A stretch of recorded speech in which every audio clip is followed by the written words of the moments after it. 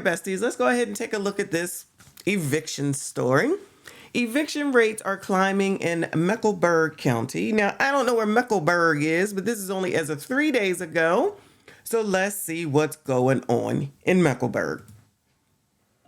An eviction moratorium kept many people in their homes during the pandemic. Now, of course, we know those protections are long gone now, and there is new data showing Mecklenburg County residents are paying a steep price. That's right. WCNC Charlotte's Lexi Wilson shows us how eviction rates have now exceeded pre-pandemic levels. What we're seeing now is COVID benefits have faded, and Mecklenburg County residents are facing rising rents, making it more difficult to make payments and avoid evictions. Oh, my bad. It says Mecklenburg. Mecklenburg. Let's get it right. Sorry, y'all. A typical year in Mecklenburg County is about 30,000 eviction cases. In our area, evictions are exceeding pre-pandemic levels. According to the Mecklenburg County Sheriff's Office, from January 2019 to April 12, 2019, there were 2,927 evictions. Compared to January 2023 to April 12, 2023, there were 3,512 evictions, a 585 difference, which is an almost 20% increase. That's going to affect our community. Of course, we're going to continue having increasing crime because people are struggling and stressed out and doing things to survive. Oh, no.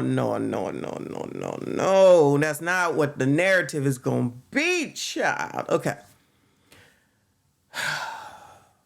If we, meaning Negroes, had any type of financial literacy under our belt, shout out to the Patreon that allows financial literacy. Anybody that's interested, please feel free to go ahead and join, always in the description. We would have known that the offer to not pay rent could only be for those in complete and utter dire circumstances.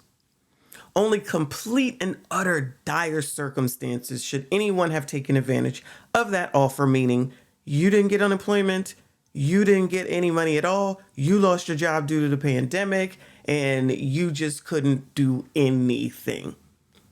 Let's not act like there were not opportunities out there. Even during that time frame, there were. There was unemployment with an extra, I think it was like $600 on unemployment. If you were getting unemployment on a weekly basis, that could have been a significant amount.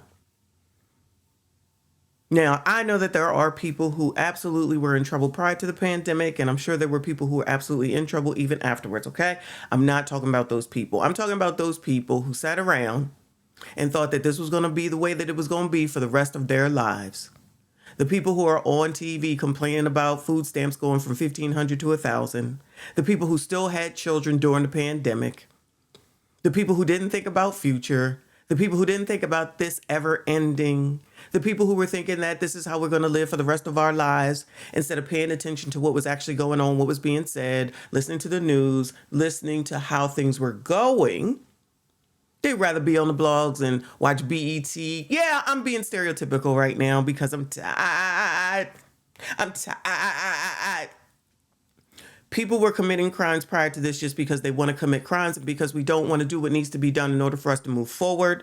With all this foolishness talking about generational wealth, when all this being handed down is generational poverty over and over and over again. All the major cities out here during the pandemic carrying on about defund the police. Now the police have been defunded and now you want to blame the crime on people's circumstance. The circumstance is the fact that there is no punishment for people who are committing crime. And the people who are committing the crime that I'm watching, okay, because there's everybody committing crime. Let's not get it twisted. I'm not giving the masses, those people that do masses, a pass at all.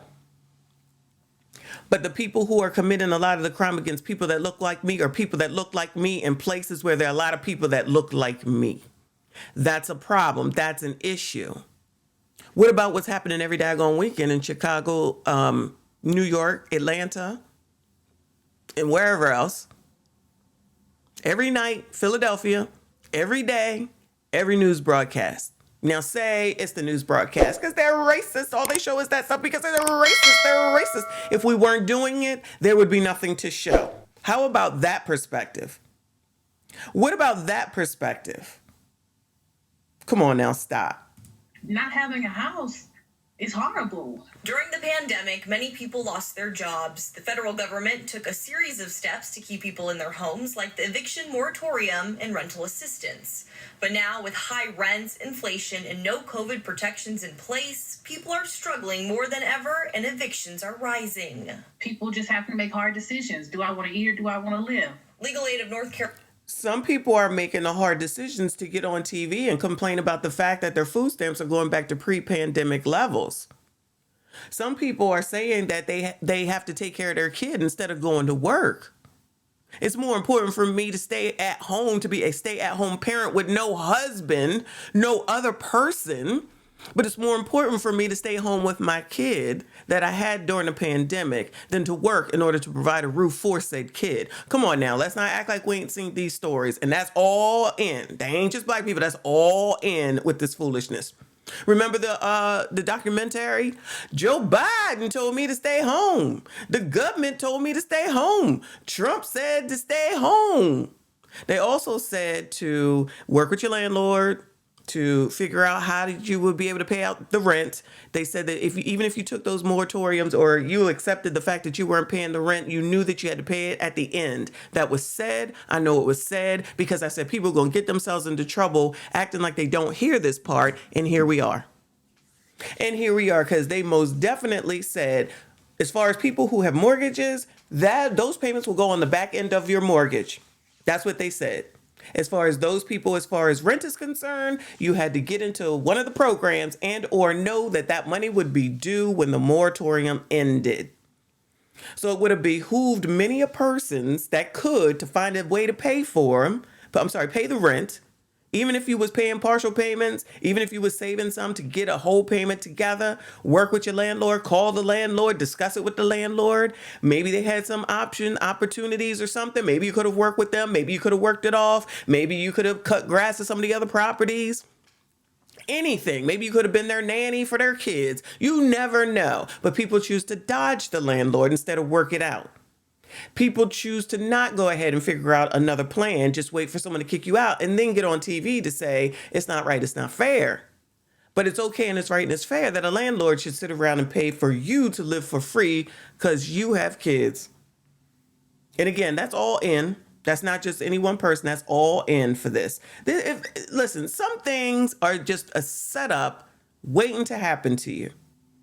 And if you're not open to listening and understanding and asking questions and making sure that you read the fine print, that's how many people get into trouble like this. Carolina housing attorney Isaac Sturgill says there are too many evictions happening and it's not a new problem. Even before the pandemic, Okay, let me let him finish. like the eviction rates in many places across the state were already higher than the national average.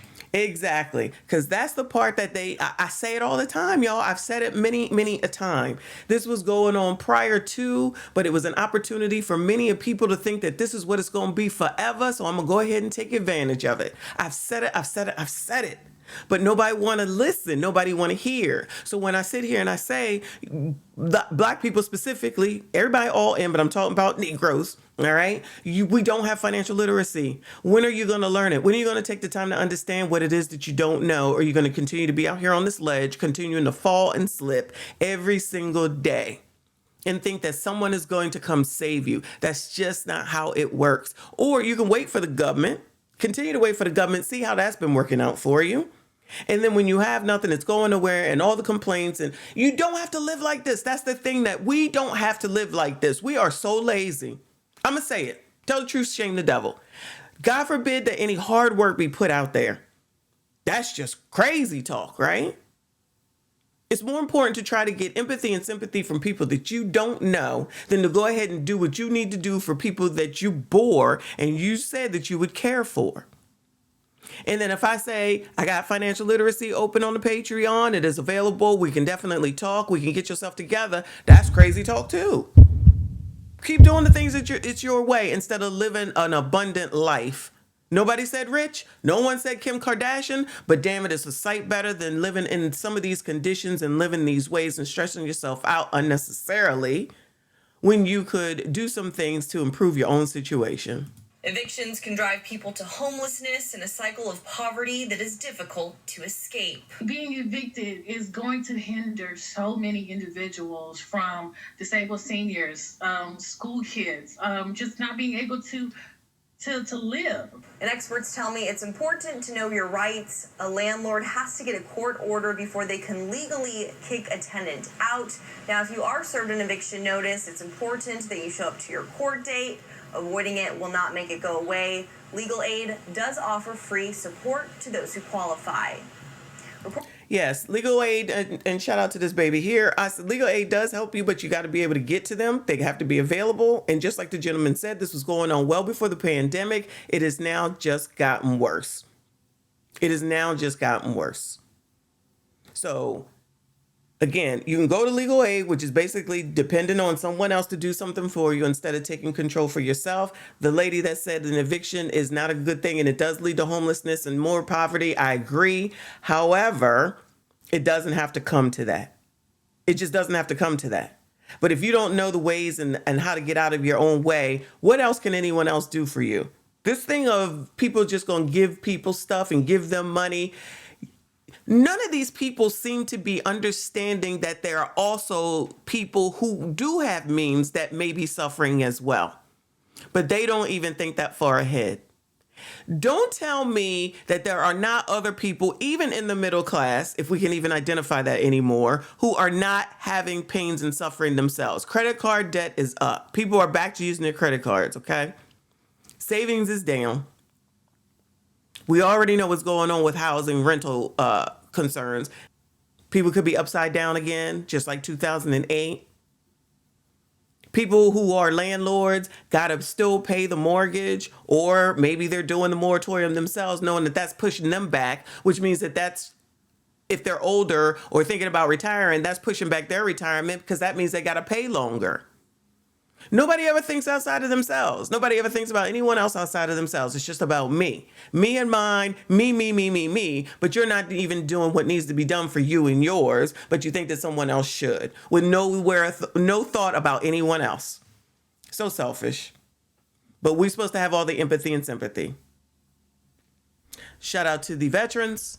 Shout out to the senior citizens and the elderly and the poor kids who are not gremlins yet, for their poor parents' decision making. That's it. That's all. If you made it this far, I do appreciate you. Please consider subscribing. I will see you all in the next one.